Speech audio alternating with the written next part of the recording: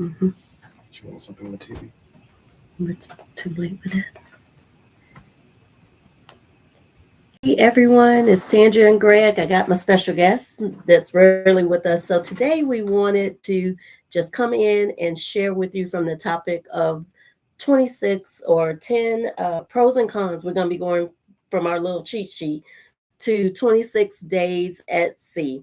We are halfway through this journey and thought that we've learned enough to just share with you all some of the pros and the cons of taking long journeys on cruise ships. On the Diamond Princess, we are somewhere between Papua New Guinea and the Philippines. We are due in the Philippines in 2 days. So one more sea day of 7 sea days. So it's been a long stretch. But to get to our topic of conversation, we're going to do 10 sets of pros and cons for long travel. And we consider long cruising to be anything over 2 weeks. So for you, it may be even a shorter period that constitutes a long cruise, but we're going to start at 14 days or more. So, Greg, I'm going to let you start out with the first pro or con, whichever way you want to go. All right, so we're going to talk about, as Sandra mentioned, 10 things that we think would be helpful to know about if you're taking an extended trip, extended cruise. So number one, being on time. So the pro about being on time is when you are on time, you don't miss whatever type of travel arrangements that you have as far as flights. And actually, if you're taking a cruise, being able to embark on time because planes and ships will not wait on you. So it's very important to be on time. And absolutely, we hope that when you are traveling, that the providers that are flying us somewhere or the ships that are taking us somewhere, but they're also on time. So as a passenger, as a traveler, you have to be on time, but also we're hoping that the vendors will also keep their schedule. And one of the cons to on time is not necessarily a con, it's just accepting the fact that sometimes things change. Like, for instance, in our trip about 5 days ago, we were only supposed to have 6 days at sea, but we ended up with 7 because of Typhoon Alfred, I believe, or tropical storm, whatever they call them here in this area. He came in and he disrupted our plans, so we didn't get to go into port for one of our stops. They felt that it was safer for us to go around the storm and not try to go through the storm, where they were believing our next stop, which was Conflicts Island, would have a heavier impact from that storm. And so, of course, it's disappointing on one regard, but then you want to live to celebrate another day. So it's okay. It's okay. All right. So the second point that we're going to talk about are the variety of destinations. So for this trip on the Diamond Princess, we started in Brisbane and we'll end in Tokyo. And so we've gone to Brisbane, Newcastle, Sydney, Papua New Guinea, Alatau Bay or Milne Bay, skip Conflict Island. And so we have coming up the Philippines, Hong Kong, Taiwan, and then 4 ports in Japan. So that's one of the great parts about long cruising. We're actually going to visit a total of, what would that be, 7 different islands, 6 different islands during our travels. Yeah, so for the cons of a long trip, especially on the cruise, is you got to get from one port to another port. So there will be sea days. Now, you have to consider how much you can handle when it comes to staying on a ship without putting your feet on land. As Sandra mentioned, we had a scheduled long stretch here on our cruise of 6 days between one port and the next port. Ended up being 7. We're still on day 5. Yeah, so you've got to consider that sometimes sea days are going to be part of travel when you are cruising. And if you can't handle multiple days, consecutive days back to back, make sure you're planning the right cruise that doesn't put you in that scenario. Yes. And so the next point is going to be the sense of feeling like you're not alone. I am the personality type. I like being around the people.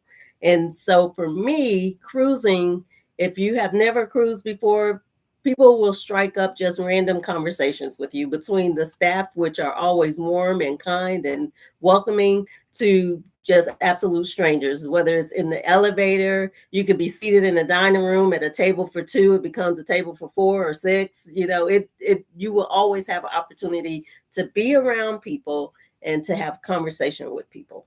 Okay, so the con of that is when you are not an extrovert and you're more so an introvert, you like your me time. And so being on a ship puts you around people. However, I will say that you can find places and spaces where you can have that alone time. So you don't have to always be around people, but know if you're going to cruise, people are part of the package. Yeah. Yes, for good or for bad. All right. The next point we're going to talk about is entertainment and activities. So, especially when you're having these very long cruises, there are going to be things planned for everyone for every hour. Now, Princess is not your, get your hype party on type. It's more of a relaxation. It's an older crowd, although I've seen on this cruise probably young 20s all the way up to as high as they go. So this cruise has a wide range of combination of ages. And so you're able to find educational entertainment, whether it's music or performance. There's not theatrical productions with water and acrobats and things that you'll find on some of the other cruise lines. But if you're very much into the arts, then you'll find things to do. If you're into trivia and games and watching the crew embarrass themselves or passengers embarrass themselves, then it's definitely a lot to do. I would say we average maybe within an hour's block 3 or 4 different activities that you could do. Yeah. So they have it well packed for the times when you're on the ship. Now, it does thin out on ports naturally because a lot of people are off the ship, and they also allow for the crew to have some time off, which, trust me, that is well deserved. Mm-hmm. Agreed. As far as the con, because there is limited space on a ship, now there are big cruise ships, of course. However, no matter how big the ship is, everyone is not going to be able to be in one space of the ship or part of the ship at the same time. So when you're going to entertainment activities, shows, things like that, make sure you plan, show up a little bit early because things tend to fill up really quickly. Yes. So make sure if you're going to go to a show, if you want to be a part of a game or an activity, show up early. Give yourself about 30 minutes before the event starts. Yes. And I would add just a little extra to that.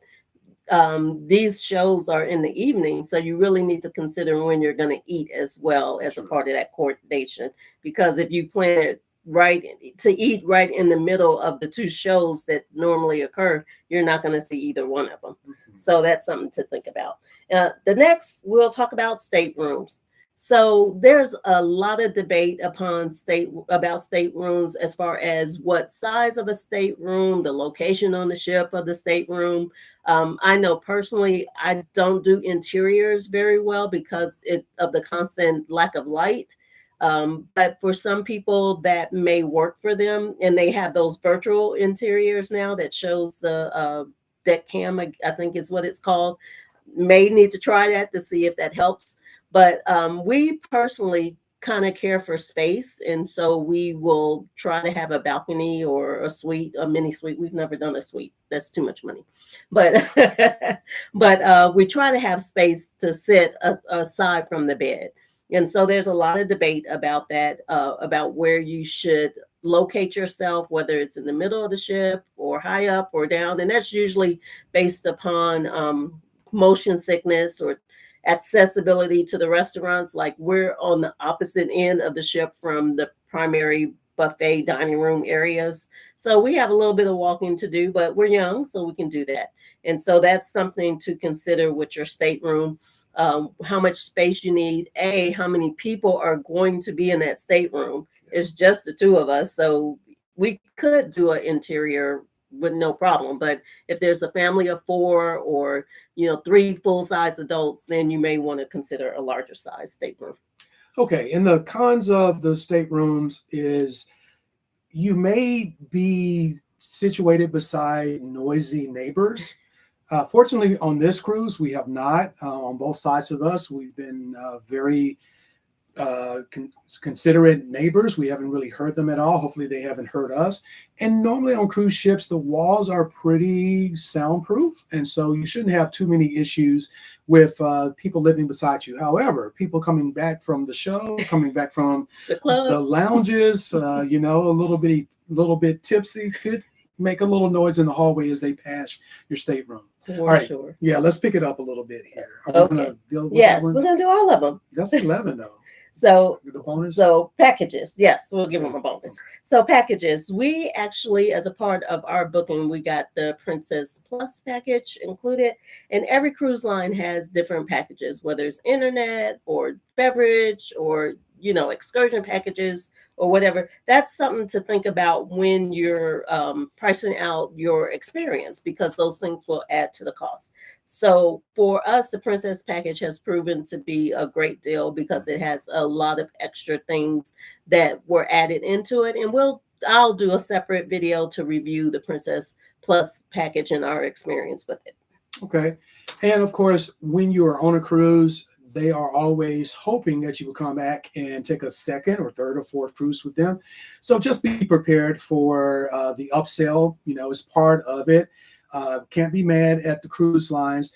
Princess hasn't been too pushy when it comes to upselling, but just know that you're going to be walking by stores and they're going to invite you to maybe an art show or something like that, or book your next cruise with them. So it's just part of the deal, guys. So you can always use the two-letter word no. You Yes. don't have to buy anything. You don't have to book anything else. If you want to, I will say there are some nice discounts if you decide to book your next cruise or buy something tax-free on the ship.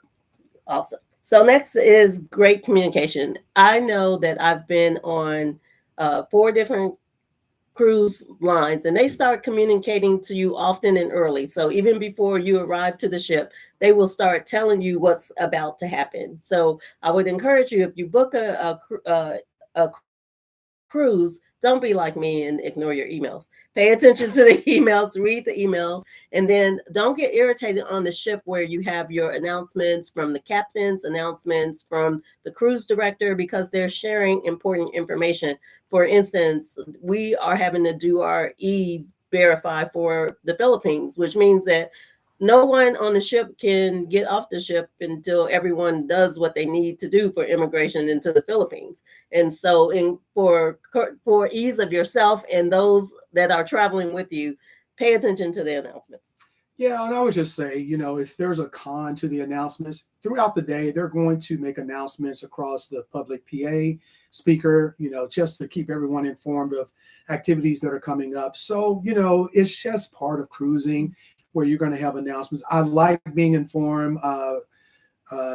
Princess does a nice job of the night before. They will, in the stateroom, put a Princess Patter. Princess Patter is what they call it. It's just a little printout of all the activities of the next day that's coming up, which I love. So just the announcements are just part of cruising. So get used to it. You take the next All right. So leisure. Leisure is the next thing that we're going to talk about. If you want to slow down, cruising is definitely one option that you should consider. It forces you to not be on the go all the time. You are in a confined space, especially when you're at sea. So you have to find things to do that maybe you wouldn't normally do if you were back home. Yes. So reading and listening to music or catching up on your favorite TV show or series, or taking a nap, or going swimming, going to the spa, things like that. So leisure is a definite plus, I think, of cruising. Yes. And I would say that for some people like me, I have to guard myself of FOMO, because one thing that I want to take away from any time I vacation is a sense of returning home rested. And because there are so many activities on a cruise ship, not to count the ports of call, you can find yourself just going and going and going and making yourself exhausted. So one thing that we have in this long cruise realize is some things, not a lot of things, repeat itself, but be intentional about guarding your time so that you're not just as busy on the ship as you are off the ship. Okay, I'll let you take the next one. All right, food options. There are a lot of food options. And so we have 1, 2, 3, 4 dining rooms, 5 dining rooms. There are 5 dining rooms. And then we have our buffet. And then there's fast food options like burgers and pizzas and specialty restaurants. There's so much food available on the cruise ship. So I think for any type of personality palette, I guess, taste palette, there's something for you. They do take a survey prior to you boarding to see if there's any dietary needs or concerns that you or someone in your group may have, and they work really hard to address it. I know up in the buffet area, there's a gluten-free section, there's a sugar-free desserts, so it's clearly marked so that you know where you can go, and that food is always in that same spot. You don't have to worry about them, moving it around. If you are gluten-free, your food will always be in a certain spot. And then also the thing to remember that if you're like me and you have a sensitive stomach, because you're eating so many things that you would not normally eat, you can tend to kind of upset your stomach because you're trying all the things. So that's just my word of caution on food. Okay. The cons of the food on the cruise ship is you're going to eat too much. That's just part of it. But I will say you have plenty of opportunity to exercise that off. One of the older class ships for Princess have a promenade deck, which you can walk pretty much around the entire ship outdoors. And of course, there's a fitness center, things of that nature. So, there's going to be some weight that you're going to probably gain when you're on a cruise, but, that's part of it. Sharing tables with people at meals can be something, if you're not liking to be around people that much, that you're going to have to deal with. But I would say overall, you can't go wrong on a cruise ship when it comes to eating. There's so many choices. The biggest con is don't eat too much. Don't hurt yourself. Okay, sure. I'll take the next one here. Go ahead. So spas and gyms. I mentioned this a little bit just in the last comment about food. Wonderful opportunities on ships. Most cruise ships offer a fitness center, somewhere where you can continue your regimen if you work out back home. But definitely, I would say if you're on a cruise ship, working out, walking, doing those types of things at a gym would be perfect because it will help you to not gain as much weight. And then at sea, when you're traveling at sea, just getting movement, your body moving, getting around, not sitting around all day. And then when it comes to the spas, of course, you can have the pedicures and the manicures and the massages and all that good stuff. Sit in the hot tub, go swimming. So take advantage of those things, especially on sea days. Yes. And the con to that can definitely be the cost, right? So any kind of pampering service that you can get on land is going to cost more on sea. Definitely. We're fortunate that here with the Diamond Princess, since we're sailing out of Australia, that everything is in Australian dollars, which has a great conversion for US dollars. But another thing to consider is to purchase packages in advance of travel. I purchased 5 massage package prior to arrival, and it ended up being roughly about $100 per experience, which is comparable to what's on land. So also, if you don't buy prior, then usually on embarkation day at your major embarkations, the salons and the spas and the gyms will be offering packages for body treatments, skin treatments, fitness classes. So that's something to consider. And the perk of the Diamond Princess is if you get their thermal spa, it also gives you access to the Azumi Japanese bath. So it's like a 2-for-1. That's a plus. Yeah, I love Azumi. Azumi is one of those onsen Japanese bath experience that is only available on the Diamond Princess. Love it, guys. I've been taking advantage of that throughout the cruise. All right, we're going to finish up before we're at the 20-minute mark of this live. Okay, so crowds and sickness. So you want to take the crowds? So crowds, there are a lot of people. This ship is, I think, accommodates about 2,600, and we're right at 2,500. So it is full. And so, as Greg mentioned, when you're trying to go to activities and get into eating spaces, it can sometimes queue up. Yeah. And with sickness, guys. So we are almost done with this live, but I want to mention sickness. So I have never experienced having any sickness on any of our cruises except for this one.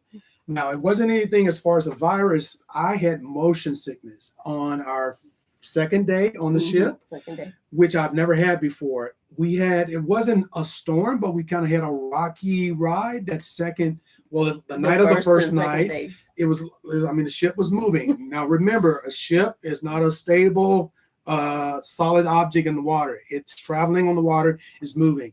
So just know that sometimes if you're not used to being on a ship or it's been a long time, you can have motion sickness. It tends to go away after a couple of days. But just remember that you might need to consider that. And also, one helpful tip as well, the normal things that you would normally have around in your medicine cabinet at home, bring some of those things with you on the ship so you're not having to go to medical, not having to buy those things. So we have a nice little first aid bag that has, the little things. And so we have some motion sickness tablets, which I took, which seemed to help, along with maybe a carbonated drink. And like green apples. Green apples help. Yeah. So, all right. And so that's our top 10 pros and cons of long cruising. I hope that it helped you. But what Greg and I want to do is share with you all as we go into, we've realized that downloading is a challenge on cruise ships. So we're going to do a series of live events as we're going into different ports to kind of stay a little bit constant with the streaming.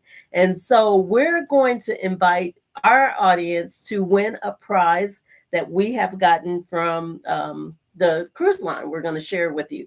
And so for the first person, I think we decided the first person that likes the channel, subscribes to the channel, and then comment on our next 3 videos. So that's this one, and then Manila, then Hong Kong, then Taiwan. That makes 4. Okay, the 4. Okay, so this one, Manila and Hong Kong, yes. Which we're going to Hong Kong Disneyland. So yes, pay attention. But the first person that as we're looking through, you have to be subscribed to the channel, and then you have to comment in the comments for those 3 videos. So this one, Manila and Hong Kong. All right. And if you are the first person to do that, we will share this artwork that we received. So this is the prize for, there you go. There you go. That will be the gift that we will announce and then mail out to the winner of the prize. So that's what we have for you for today. Thank you for this impromptu live, and put any questions or comments about the remainder of our trip down in the chat, and we will, as we are perusing the internet, we will definitely keep in contact with you and answer your questions. So, thank you, Dominique. Thank you. We are having a great time, and thank you for coming into the live that was somewhat unscheduled. All right. So again, like, comment, subscribe, and turn on your notifications so you can see us every time we go live. And we'll talk to you soon as we travel near or far. See ya.